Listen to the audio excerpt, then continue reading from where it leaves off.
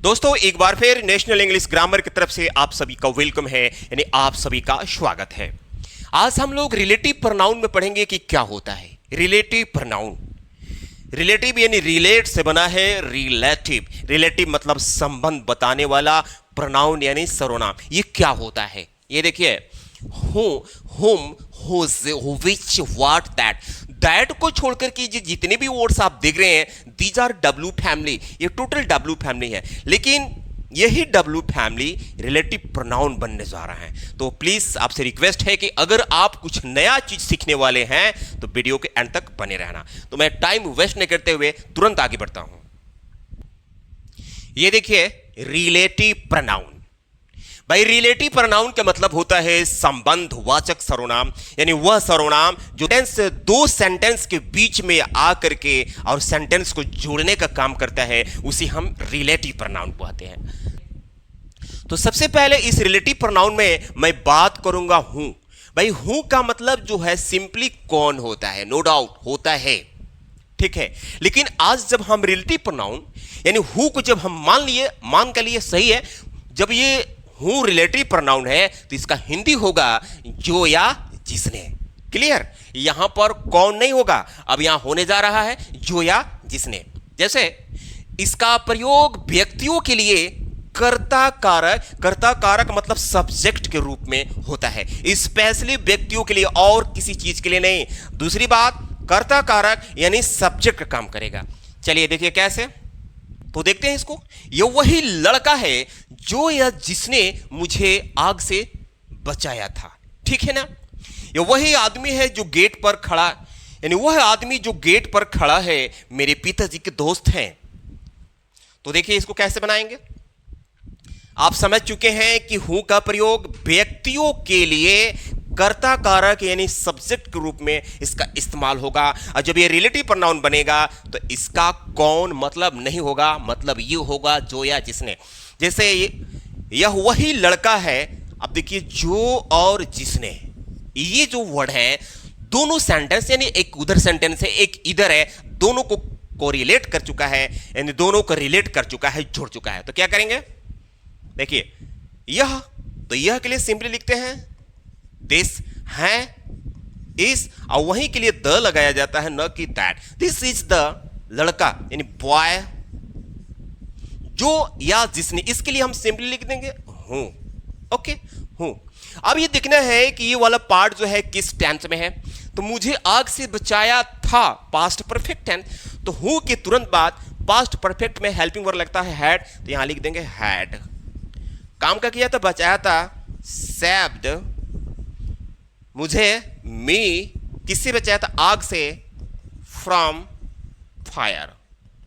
देख रहे हैं ना, this is the boy who had saved me from fire. अब ये जो हु है यहां रिलेटिव प्रोनाउन कहलाएगा। वह आदमी जो गेट पर खड़ा है मेरे पिताजी के दोस्त हैं, तो वह आदमी, तो यहां पर वह नहीं, दैट नहीं लगेगा, द लगेगा। The man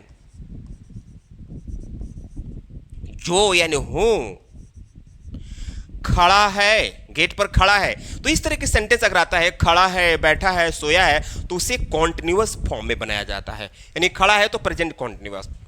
the man who is standing gate पर, एट द गेट, कॉमा मेरे पिताजी के दोस्त हैं, इज मेरे पिताजी के दोस्त हैं। The friend is the friend, काके के लिए ऑफ, तब मेरे पिताजी of my father. The man who is standing at the gate is the friend of my father. तो ये सबसे पहले हम लोग हूं पढ़े रिलेटिव प्रोनाउन में, अब हम पढ़ेंगे हुम। अब नंबर आया हुम का, जिसका मतलब सिंपली अगर देखा जाए तो होता है किसे, यानी क्वेश्चन जब करेंगे तो किसे होगा। लेकिन यही हुम जब रिलेटिव प्रोनाउन बनेगा तो उसका हिंदी होगा जिसे या जिससे। क्या लिखा है कि इसका प्रयोग केवल व्यक्तियों के लिए कर्म कारक मतलब ऑब्जेक्ट के रूप में होता है, स्पेशली व्यक्तियों के लिए और किसी नॉन लिविंग थिंग्स और जानवर वगैरह के लिए नहीं। ठीक, केवल व्यक्तियों के लिए, वो भी कर्म कारक यानी ऑब्जेक्ट रूप में। क्या लिखा है कि वही आदमी है जिसे मैं नौकर रखा हूं। आप बता रहे ये वही आदमी है या वही आदमी है जिसे मैं नौकर रखा हूं, तो क्या करेंगे, यह सिंपली लिखेंगे दिस इज, वही के लिए द, आदमी के लिए मैन। अब जिसे के लिए हम लिखेंगे हुम। अब मैं नौकर रखा हूं, अब ये वाला पार्ट पूरा जो है इसमें सब्जेक्ट है और वर्ब है, यानी मैं, अब सब्जेक्ट आई, रखा हूं, नौकर रखा हूं मतलब उसको हायर किया हूं या एम्प्लॉय किया हूं, काम पर रखा हूं। तो this is the man whom I have कैसे निकला, प्रेजेंट परफेक्ट टेंस से, I have employed as a servant, employed as a servant. ऐसे भी कर सकते हैं, this is the man whom I have hired as a servant. ये वही लोग हैं जिससे हमें दूर रहना चाहिए, ये वही लोग हैं जिससे हमें दूर रहना चाहिए। तो ये अब आ गया, ये तो सिंपली लिख देंगे दिस, तो दिस के साथ प्रेजेंट टेंस है तो आर लगेगा, वही लोग, the people, these are the people, जिससे यानी हुम, हम यहां पर प्रीपोजिशन फ्रॉम भी लगा सकते हैं, फ्रॉम हुम, जिसे हमें दूर रहना चाहिए, हमें दूर रहना चाहिए ये वाला पार्ट, तो क्या करेंगे, हमें यानी वी चाहिए, शुड, दूर रहने के लिए avoid. These are the people whom we should avoid। अब हम देखते हैं इसी रिलेटिव प्रोनाउन में हुज का प्रयोग। हुज सिंपली इसका अर्थ होता है किसका, किसकी, किसके, यानी प्रश्न करने पर। लेकिन जब यह रिलेटिव प्रोनाउन बनेगा तो इसका हिंदी होगा जिसका, जिसकी, जिसके। भाई लिखा है कि इसका प्रयोग व्यक्तियों के लिए संबंध कारक मतलब ये पॉसेसिव केस में होता है, यानी संबंध जोड़ने के सेंस में होता है। टेक जैसे यह वही बुजुर्ग आदमी हैं जिनका पुत्र पिछले साल शहीद हो गए, तो क्या करेंगे, देख रहे हैं ना, ये जो है वर्ड पिछले, जिनका पुत्र पिछले साल शहीद हो गए और यह वही बुजुर्ग आदमी, दोनों सेंटेंस को रिलेट कर चुका है, जोड़ चुका है। तो पहले इसको बनाएंगे, यह वही बुजुर्ग आदमी है, तो this is the old man, old man. अब जिनका, भाई जिनका, जिनकी, जिनके, चाहे जिसका, जिसकी, जिसके, ठीक है। तो हुज पुत्र यानी सन पिछले साल शहीद हो गए, तो शहीद होने की मीनिंग मार्टियर्ड, तो पास्ट टेंस है तो मार्टियर्ड कर दिया, मार्टियर मैंने शहीद होना, तो मार्टियर्ड पिछले साल, लास्ट ईयर, ठीक। This is the old man whose son martyred last year. अगला है, वही औरत है जिसका पुत्र मेरा ड्राइवर है, या वही औरत है जिसका पुत्र मेरा ड्राइवर है, जिसका पुत्र मेरा ड्राइवर है, तो क्या करेंगे, यह वही औरत है, तो सिंपली इसको बनाएंगे। आपको पता ही कि इसको कैसे बना जाता है, यह के लिए दिस और है के लिए इस, और तुरंत वही के लिए द, औरत के लिए woman. This is the woman, जिसका, तो तुरंत लिखो होज, जिसका से पुत्र लगा हुआ है तो सन लिख दो। मेरा ड्राइवर है यानी है, इस मेरा driver, my driver. This is the woman whose son is my driver. तो रिलेटिव प्रोनाउन में ये रहा हुज का प्रयोग। अब हम आगे देखते हैं। अब नंबर आया रिलेटिव प्रोनाउन में व्हिच। सिंपली इसका मतलब कौन सा होता है, यानी जब हम क्वेश्चन करेंगे तब। लेकिन जब ये रिलेटिव प्रोनाउन बनेगा तो इसका कौन सा मतलब नहीं होगा, ये मतलब होगा क्या, जिसे, जिससे, जो या जिसने, ठीक। अब ये विच जो है सब्जेक्टिव केस में भी काम कर सकता है। सब्जेक्टिव केस मीन्स कर्ता कार्य के रूप में, ऑब्जेक्टिव केस में ही काम कर सकता है मतलब ऑब्जेक्ट के रूप में, ठीक। लिखा है कि इसका प्रयोग निर्जीव वस्तु तथा जानवरों के लिए होता है। यह वास्तु गलत हो गया, वस्तु है। इसका प्रयोग निर्जीव वस्तु तथा जानवरों के लिए करते हैं भाई, स्पेशली या तो नॉन लिविंग थिंग्स के लिए या तो एनिमल्स के लिए इसका यूज करते हैं, और किसी चीज के लिए नहीं। लिखा है कि यह वही मोबाइल है जिसे मैं बेचना चाहता हूं। ठीक, अभी आप जिसे की मीनिंग हुम पढ़े थे, लेकिन उसके पहले यहां पर व्यक्ति का जिक्र हो रहा था, यहां जिसे आया हुआ, यहां पर एक नॉन लिविंग थिंग्स का प्रयोग हो रहा है। यही डिफरेंट है, यही चीज आपको देखना है। ये वही मोबाइल है, तो सिंपली इसको लिखेंगे, दिस इज द मोबाइल जिसे यानी विच, अब ये है मैं बेचना चाहता हूं, मैं यानी आई चाहता हूं, वांट टू सेल, सेल मतलब बेचना होता है। This is the mobile which I want to sell, भाई नॉन लिविंग थिंग्स के लिए दैट का भी प्रयोग होता है, जो आगे बताने वाला हूं। वह कुत्ता जिसे मैं पाला था आज सुबह मर गया। अब यहां पर क्या है, जिसे से पहले जानवर का जिक्र हो गया, जो ऑलरेडी मैं लिखवाया हूं कि विच का प्रयोग निर्जीव वस्तु तथा जानवरों के लिए करते हैं। तो चलो, वह कुत्ता, वह द डॉग, दैट नहीं, द लगाएंगे, द डॉग। अब जिसे के लिए विच मैं पाला था, पास्ट सिंपल आई टैम्ड,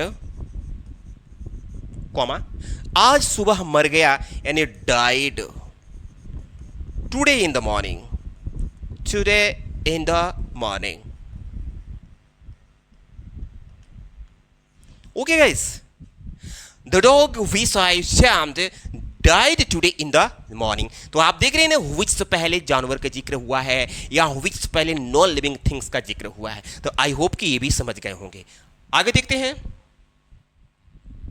अब नंबर आया व्हाट का, ये भी रिलेटिव प्रोनाउन है भाई। सिंपली इसका मतलब क्या होता है, सबको पता है कि व्हाट मीन्स क्या होता है, लेकिन जब यह रिलेटिव प्रोनाउन का काम करेगा, रिलेटिव प्रोनाउन के रूप में इसका जब हम यूज करेंगे, तो इसका हिंदी होगा जो या जो कुछ। क्लियर? इसका प्रयोग कथन तथा वस्तु के लिए होता है। कोई कथन यानी कोई बात के लिए या किसी वस्तु के लिए। कैसे?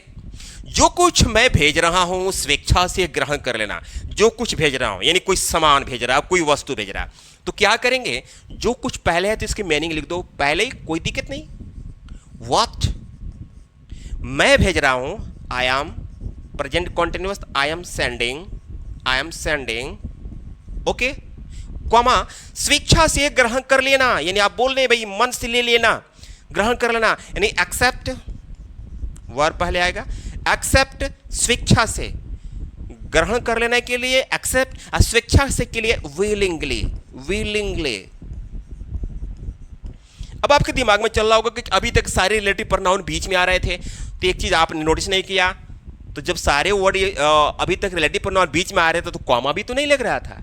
जब हम रिलेटिव प्रोनाउन को शुरू में लगा देंगे तो कॉमा लगाना पड़ेगा, और जब बीच में लिखेंगे तो कॉमा हट जाएगा। जैसे इसको मैं दूसरे तरीके से बना रहा हूं, जो कुछ मैं भेज रहा हूं स्वेच्छा से ग्रहण कर लेना, तो इस पार्ट को पहले बनाना पड़ेगा। कैसे?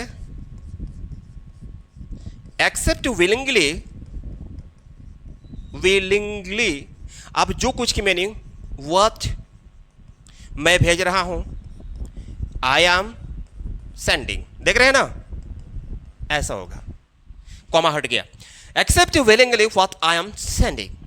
अगला है जो कुछ मैंने कहा तुमने ध्यान से नहीं सुना, यानी अब कथन की बात हो रही है, तो क्या करेंगे, जो कुछ, तो सिंपली लिखो व्हाट मैंने कहा, आई से का सेकेंड फॉर्म सैड, जो कुछ मैंने कहा तुमने ध्यान से नहीं सुना, यू डिड नॉट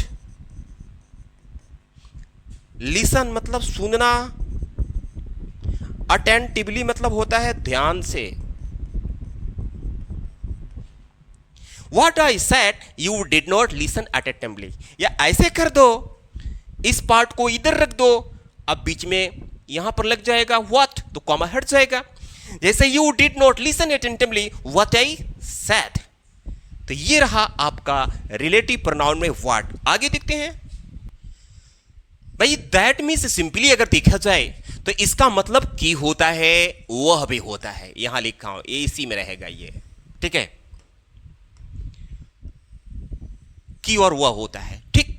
लेकिन जब ये रिलेटिव प्रोनाउन बनेगा तो इसका मतलब निकल कर आएगा हिंदी में जो, जिसने या जिसे, इसका ये मतलब होगा। सुनिए किसके लिए प्रयोग होता है। इसका प्रयोग निर्जीव वस्तु तथा व्यक्तियों के लिए होता है। अभी निर्जीव वस्तु के लिए आप विच पढ़े थे तो मैं उसमें बोला भी था, ठीक। तो कोई दिक्कत नहीं, जहां पर निर्जीव वस्तु की अगर बात होगी तो आप विच का भी प्रयोग कर सकते हैं, दैट का भी प्रयोग कर सकते हैं। लेकिन एक और बात कर रहा है कि व्यक्तियों के लिए अभी तक हमने कर्ता कारक के रूप में हु का प्रयोग किया, ऑब्जेक्टिव केस में हमने हुम का प्रयोग किया। तो इसका प्रयोग हम दैट का प्रयोग व्यक्तियों के लिए कर सकते हैं। जहां आपको सटीक लगे, कर्ता कारक बन रहा है तो कर्ता कारक में यूज कर देंगे, कर्म कारक बन रहा है यानी ऑब्जेक्टिव केस में बनना है तो ऑब्जेक्टिव केस में यूज कर देंगे। जैसे यह वही आदमी है जो मुझे मूर्ख बना रहा था, यह वही आदमी है जो मुझे मूर्ख बना रहा था। तो इसके लिए सिंपली लिखेंगे दिस इज द मैन। जो आया तो जो की मीनिंग शुरू में याद रखिए कि मैं हूं पढ़ाया था, तो यहां पर अब हम हूं भी लिख सकते हैं, दैट भी लिख सकते हैं, कोई दिक्कत नहीं। हूं या दैट मुझे मूर्ख बना रहा था, पास्ट कॉन्टिन्यूअस यानी हूं या दैट यहां पर सब्जेक्टिव केस में यूज किया जा रहा है कर्ता कारक में, तो तुरंत इसके बाद हेल्पिंग वर्ब आएगा, क्योंकि सब्जेक्ट के बाद हेल्पिंग वर्ब या मेन वर्ब आता है। तो हूं या दैट रहा था was befooling, बिफुल मन होता है मूर्ख बनाना, ठीक है, मुझे के लिए मैं।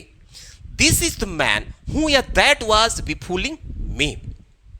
ये वही किताबें हैं जो मेरी जिंदगी बदल दी।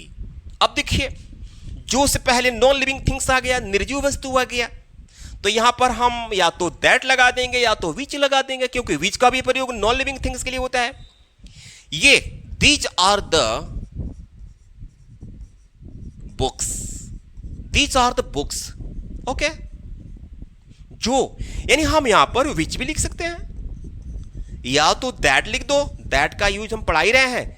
This are the books which या दैट, क्या काम किया इस किताबों ने, यानी किताबों के लिए तो ये विच या दैट आया है, इन्होंने क्या काम किया, मेरी जिंदगी बदल दी। विच या that changed, past indefinite tense, changed my life. These are the books which changed my life. These are the books that changed my life. Friends, काफ़ी मेहनत करना पड़ता है वीडियो बनाने में। अगर ये वीडियो आपको थोड़ा सा भी अच्छा लगा हो तो प्लीज़ वीडियो को लाइक करके चैनल को सब्सक्राइब कर दीजिए, ताकि इसी तरह के इंफॉर्मेटिव और नॉलेजेबल वीडियो आप तक पहुंचता रहे। मैं मिलता हूं अगले वीडियो में, तब तक के लिए धन्यवाद।